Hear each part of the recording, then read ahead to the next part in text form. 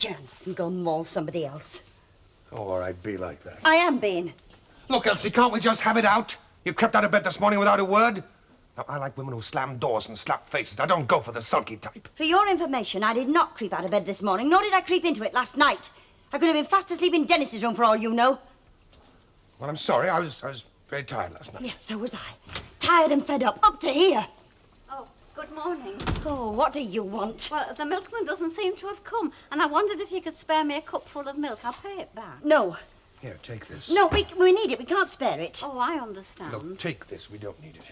Oh, thank you. Oh, I can manage without for myself. Only Bobby really can't face the day without his saucer of milk.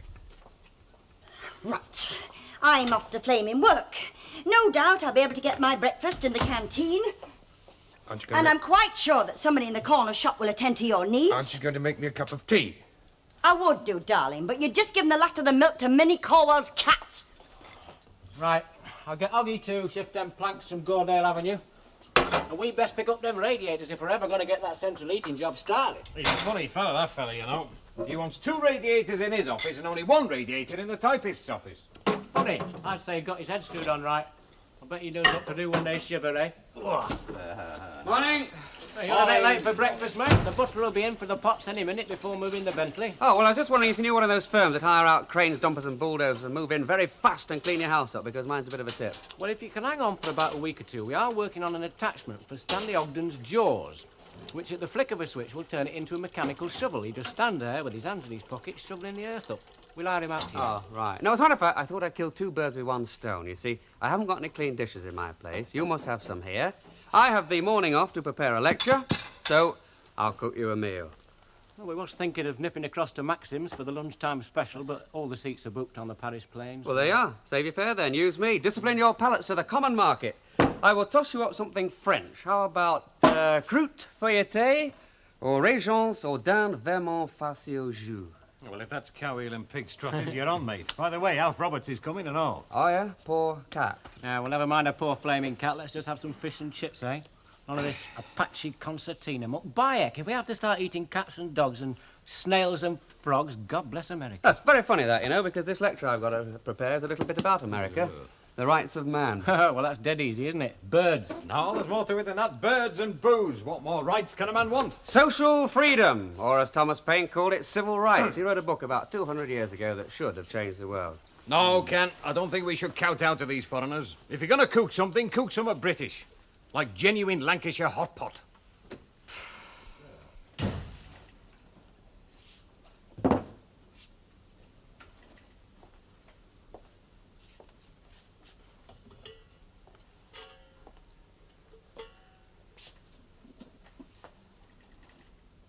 When it can be said by any country in the world, my poor are happy, neither ignorance nor distress do they know. My jails are empty of prisoners. The aged do not want. The taxes are not oppressive. The nations of the world are my friend because I am the friend of happiness. Then, when these things can be said, then may that country boast of its constitution, of its government. Oh, that was very nice. Oh, Mrs. Scott, you must have been sent to me this day. Oh, no. I came on my own accord. You see, I borrowed a bottle of milk this morning from next door, and they weren't very happy. Only Bobby only wanted half, so I'm bringing the other half back. He hasn't touched any of this half, and so I wondered if Mr. Fairclough would return it for me when they come in tonight. Mrs. Cowell, you wouldn't know how to put up a coq au vin? Oh, no. I was very good at crochet when I was at school, only I never kept it up. But, Mrs. Corwell, you do know how to make a Lancashire hot pot, don't you? Oh, yes. Right. Morning. Boyfriend? Nosy? Mind your own business. Does he love you? Doesn't everybody? I'll come back when you're down from Cloud 7. No, don't. It's not important. No? I've got this sister, Helen. She lives in Leicester. She spends her life writing to me, asking me to go and see her. Well, why don't you go and see her? Give her a lift. You don't know my sister. Domesticity rampant. 24 hours in their little love nest, enough to put anybody off marriage for life. Don't you go for the domestic scene? I might, if I found the right man. You've never found him? All the men I fancy are already spoken for. Ah, you like them with experience. Don't you? Have you got anything to put in a bomb cake? I'm ravenous. I've had no breakfast. She's turning you out with an empty stomach, is she? Well, it's 6 of one and half a dozen of the other. We just seem to get in each other's hair at the moment. Well, I'll make you up a selection if you like and bring it round. No, it's all right. No, it's no trouble, honestly. Well, all right, if you'd like to. Thank you very much.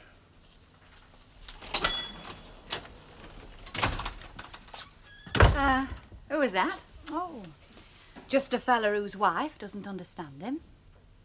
It is very easy to conceive that a band of interested men, such as placemen, lords of the bedchamber, lords of the kitchen, lords of the necessary house, and all knows what besides, can find as many reasons for the monarchy as their salaries, paid at the expense of the country, amount to.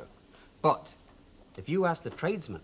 A nice piece of middle neck of mutton that cost 25 pence. Good. Very good. To all the vocabulary of Adam, there is not such an animal as a duke or a count. Neither can we connect any certain ideas with the words, whether they mean strength or weakness, wisdom or folly, child or man, or the rider of horses, or equivocal. What respect can be paid to that which describes nothing and which means nothing? A duke or a count? No such animal. Oh, and then there was the onions and the potatoes as well. They come to 9p. Right. That was treason, Mrs. Corwell. Good, solid treason by Thomas Paine. Oh, well, then this is a good, solid Lancashire hot pot, according to my grandmother, Kenneth. Now, you want 2 pounds of best neck of mutton, 2 pounds of potatoes, 1 large onion, salt and pepper, and half a pint of thick gravy. Right. Well, I'll tell you what, Mrs. Corwell. You teach me how to make a Lancashire hot pot, and I'll teach you how to start a rebellion. Hello. Hello, Colin. I got your postcard this morning. Saying start. Couple of days? I know, but I thought, why a couple of days? What's wrong with taking the plunge now? I mean, well, I've now else to do. What about your cards? I've got 'em. P45? In me cards. All right, if you want to, hold your nose and jump in at the deep end. I hope the water's deep enough for you. What happened here? Fan catch against it? You're not behind the door when it comes to motor car engines, are you? Well, I didn't learn much at the town hall job, but my uncle taught me a thing or two while I was still at school. He used to have that repair shop on Lower Jackson Street. Well, what would you say was the first job of a new apprentice mechanic? Find the teapot, find the kettle, find 2 cups, rinse them, and brew up. You make a very good mechanic. Here, Kenneth. You see now, we've got the cutlets overlapping, and they're covered with the sliced onions, and then the potatoes go on top. Now, that's how my grandmother used to do it. Now, if you just pour in the gravy... Right. Oops. There we are. The melting pot. Made up as it is from different nations, accustomed to different forms and habits of government, speaking different languages, and more different in their forms of worship, it would appear that such a union was impracticable.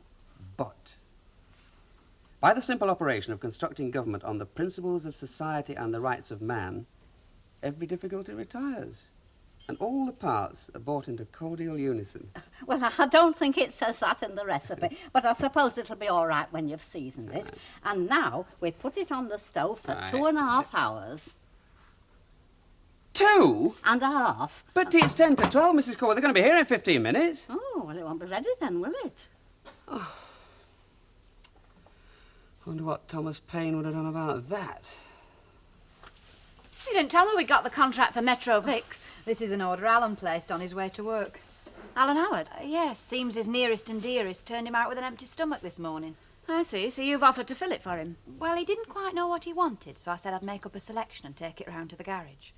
Ah, I see. I wasn't aware that we were in the delivery business. Well, you don't mind, do you? Not particularly. Except I am paying you to work behind the counter, not provide meals on wheels for other people's husbands. Well, regard it as part of my lunch hour. Janet, can I ask you something? It's a free country. When you stepped into the breach last week, Yeah. why did you do it? I mean, it's a bit of a come down, isn't it? A corner shop from the town hall. Oh, I don't know. I quite like working in a shop myself. I mean, it gives you the chance to meet such interesting people, doesn't it? Like Alan Howard, perhaps. Perhaps. Hello, Mrs. Howard. Hello, love. Could I have a box of matches, please? Ridiculous, isn't it? Cigarette machines all over the canteen, but not a box of matches in sight anywhere. Oh, I always thought you and Alan had your dinner at home. We both decided it would be better if he carried on with his work. You see, people keep interrupting him. And then he has to work through his dinner hour. It's a shame, but there it is. If only people would let him alone. Like me, for one, you mean? Among others, yes. People always interrupt him. Oh, I'm sorry, Elsie. All right? I suppose it couldn't be helped. Oh, there was nothing in it, you know. I didn't say there was, did I? Elsie, all I did was...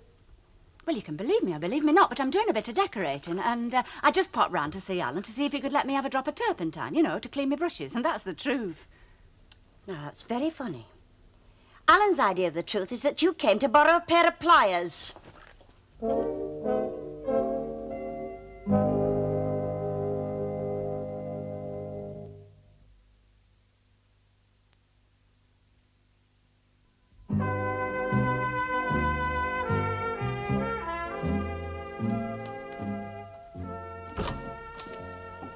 You know, there should be a fella in here in a pair of knickerbockers and a white powdered wig, ready to announce you. Councillor Alfred Roberts!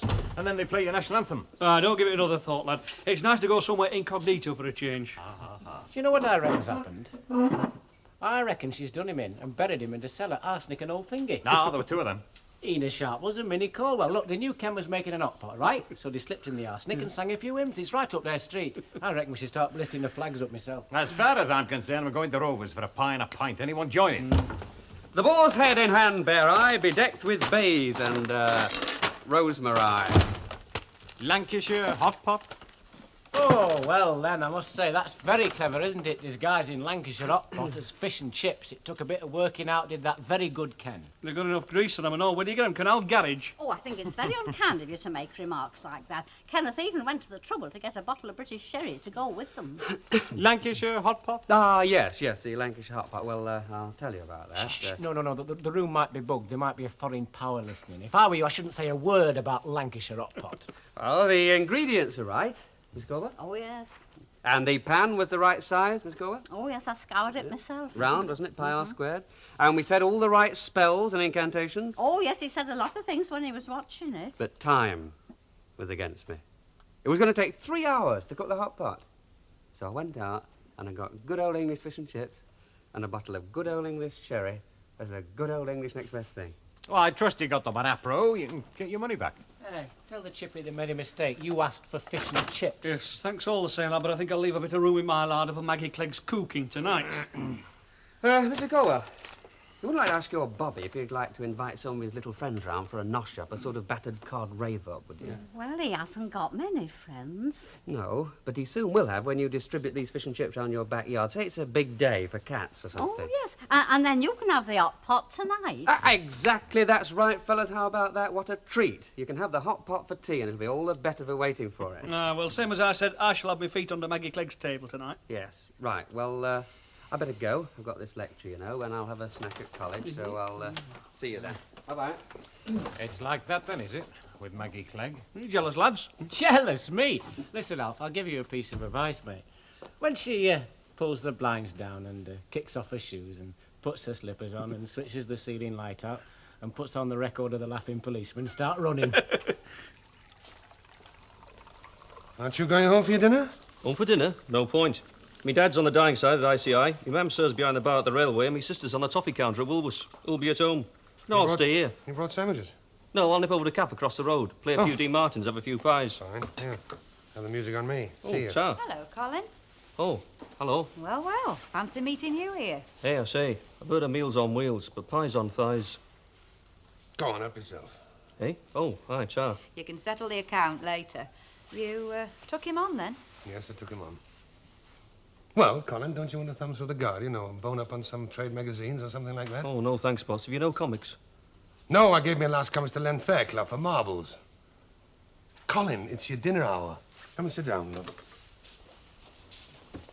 Put your feet up and relax and think nice thoughts. Try not to interrupt me, because I shall be busy in the office sorting out Janet's account, all right?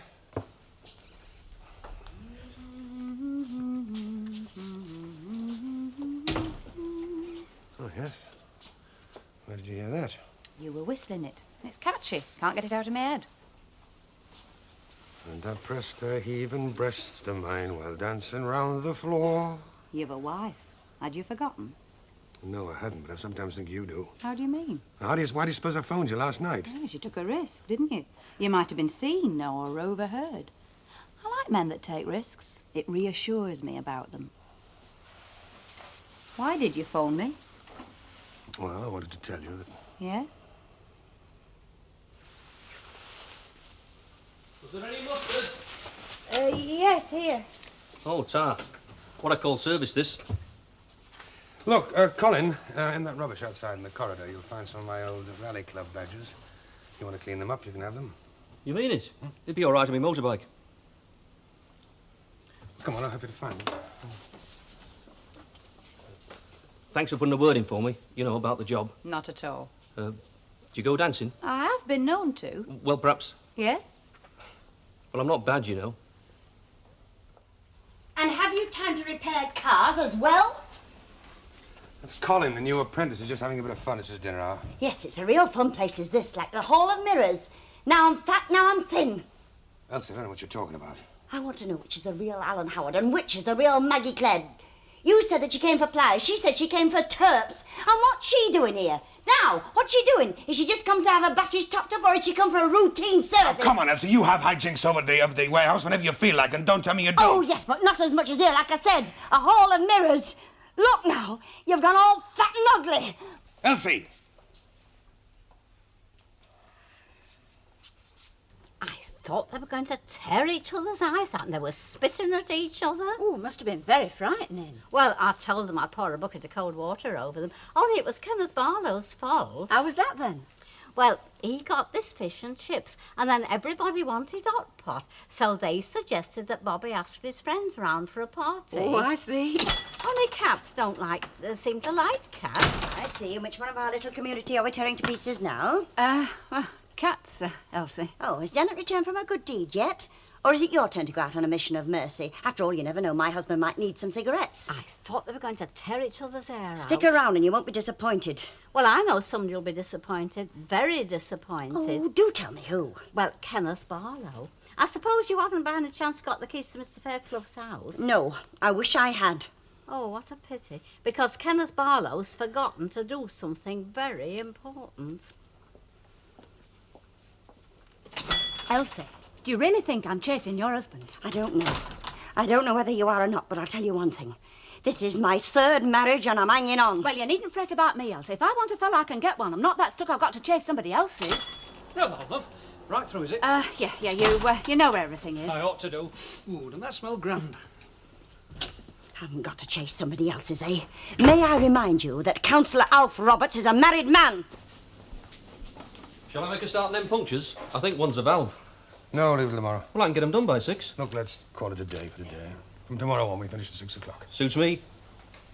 Oh, Colin. Yes, Mr. Howard? If I was not to be here for a couple of days, would you be able to look after the place on your own? Hey, you're not feeling well? No, I just might not be here for a couple of days. Well, I wouldn't expect you to do the big jobs, but there are plenty of small jobs you could do, and you can look after the place and answer the phone, explain why I'm not here. Could you do that? Hey, thinking of skipping the country with the boss's money? I'll come with you. Help carry the bags. What do you say? Well, I wouldn't mind looking after this place for a few days, especially if brings cakes round every dinner time. Oh, they can talk about the hanging gardens of Babylon and the pillar boxes of Hercules. But, you know, I reckon steak and kidney pie's got 'em beat when it comes to the 7 wonders of the world. That smell, you know, if they could put that on a gramophone record, it'd be in the top 10 right away. I see you've got a term for the poetic. Grub like this brings out the best in me. Good. Well, let's hope it gives you a term for the artistic when you're finished. There's a lot to be done. Don't worry about that, love. The flyest Scotsman could get from London to Edinburgh on grub like this. Oh, and don't worry, there's plenty of it. That's only a promise of things to come. Hello. Hello, Len. Still around, eh? That's right. Listen, Fairclough, get your cow eyes out of that woman and let's get down to business. I expect you're wondering why we're here. Not particularly, but feel free to tell me about it if you like. Yes, well, we're the local mountain rescue unit and we've come to see if Alf Roberts is in danger. Oh, yes. Well, he hasn't clapped his hands for the dancing girls yet, if that's what you were. If that's steak and kidney pie, I can spell that out. Well, you're very welcome. There's plenty of it. Only, of course, you'll have to sing for your supper like Mr. Roberts. Don't listen to her. She's a Lorelei. What the flipping next that? On a rock in the Rhine. luring the sailors to their doom with the smell of steak and kidney. Pie, of course. Well, come on, lads. We've got a much better smell waiting for us, haven't we? Lancashire hot pot. Aye, we forgot about the hot pot. We forgot the hot pot. Ta-da! That's 3 that got away. Oh, I've still got one in the jar. What happened to yours? Somewhat frightening. Yes, of course I'm at home. Where do you think I was? Out with the fella? It doesn't serve you right now, wouldn't it? Oh, come on, Alan. Don't give me that. I've heard all that tale before. Look, she said that she came for turps and you said for pliers. Now, I may not be a mechanic, but I know the difference between turps and pliers, don't I? Oh, I? Oh, what was the other one doing there at dinner time? You know who I mean. Janet Flaming Reed. Yes, well, is this how you run Billy Walker's business? It's only recent, this, isn't it? It was never that flaming nonsense when he was there. Yes, flaming nonsense. You know what I mean by flaming nonsense. Well, what are you trying to do? Make me the laughingstock of the corner shop? Oh, well, why don't you try the Rover's Return? Bet Lynch, that's one place you haven't tried. Still, there's plenty of time, isn't there? No, I don't know what there is for tea. Why don't you have some barm cakes delivered from the corner shop? Hey, there'll be a right ding-dong in there tonight. Do you hear the way she slammed the phone down then? I couldn't hear a thing, mate. I was too busy sniffing. Well, I can smell last night's backer. I can smell your old boots. Yeah, well, I can smell them socks you chucked off in the bedroom. They were not my socks, mate. They were your socks. There's a more earthy odour about them. Oh. I'll tell you what I can't smell, though. Can you tell us what it is we can't smell? I don't think you can smell hot pot. He's dead right, the teacher's dead right, you're not wrong. He's got a nose like a bloodhound, that fella, and brains to match. Aye. Oh, I'm glad you're in. Well, I'm not really glad you're in. I wish you'd been in earlier and then I'd have been glad. Only there's something very important you've forgotten to do. Oh, and what was that, Mrs. Colwell? You forgot to light the gas on the stove. And it's the last time I used Thomas Paine's cookery book. Yeah, well, I don't know about you two, but I know what I'm going to do.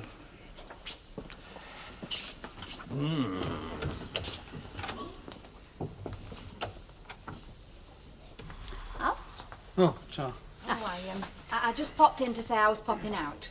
Oh, yes, you've got something on, have you? Not really, it's just that I can't stand the smell of pain, that's all. Still, I don't suppose you'll miss me. You know what they say, two's company. I'll go. Or should I say 5? Hello? Here we are, then. Glad to see you, lads. Yeah. Get stuck in. Oh, Alf, be fair. Perhaps they'd rather have the steak and kidney before they start.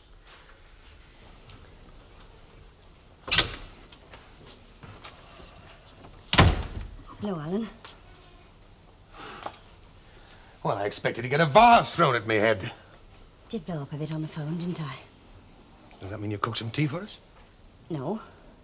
It's barm cakes again, is it? No, I thought we might go out for a meal for a change. On me, of course.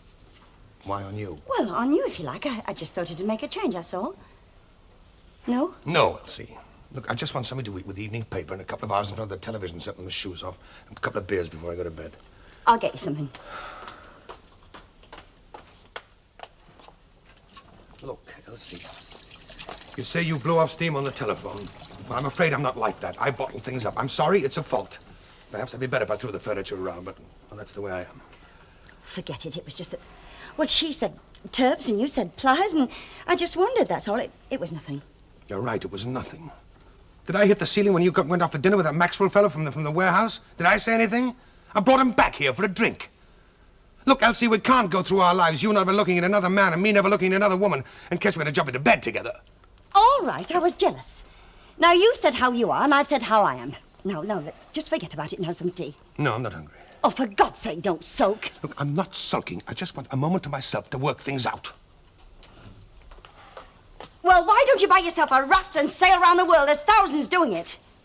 Well, that might not be necessary because I have to go to Leeds for a couple of days. A couple of days? Yes. Oh, I see. A couple of things I have to do, a couple of people I have to see. What people?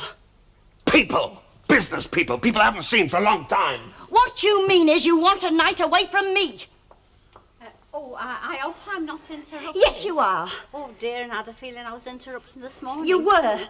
Well, I just want to return this bottle of milk and thank you very much. Thanks very much, but we don't need it. We do need it. No, we don't. Good night, Mrs. Colwell. But, Good night, Mrs. Colwell. And what are we going to do for a cup of tea? Well, you can always slip round to the corner shop and get one, but then, of course, you're going to Leeds, aren't you? Oh, Elsie, I'm only going to Leeds for a couple of days. Alan, as far as I'm concerned, you can go for a couple of years. You can go forever. And I won't need a bottle of milk because I'm not going to sit here supping tea while you're away. Go on, go to Leeds and good luck to you.